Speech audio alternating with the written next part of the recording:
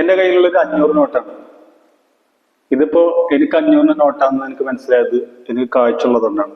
ഇതിപ്പോ കാഴ്ച ഇല്ലാത്ത ഒരാളാണെങ്കിൽ ഇതുവരെ തപ്പി നോക്കിയിട്ട് എങ്ങനെയാണ് ഇത് ഏത് നോട്ടാണ് എന്ന് മനസ്സിലാക്കുക?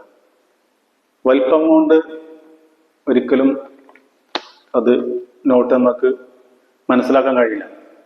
അപ്പോൾ കണ്ണ് കാണാത്ത ആൾക്കാർ എങ്ങനെയാണ് മനസ്സിലാക്കുന്നത് നോട്ടുകൾ എന്നാണ് നമ്മൾ നോക്കാൻ പോകുന്നത്. ഈ നോട്ടിന്റെ ഇവിടെ 2, 4, 5 വര കണ്ടല്ലേ?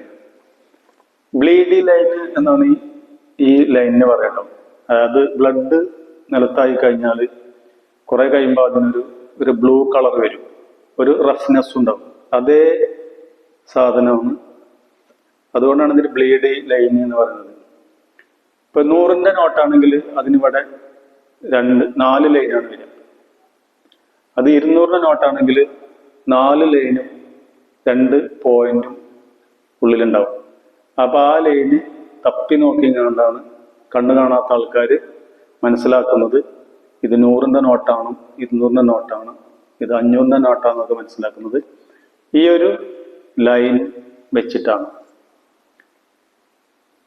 അപ്പോൾ ഇതും മിക്കവാറും ആൾക്കാർക്കൊക്കെ അറിയാമായിരിക്കും, പക്ഷെ അറിയാത്ത ആൾക്കാർക്ക് വേണ്ടി ആണ് നമ്മൾ ഈ പറഞ്ഞത്.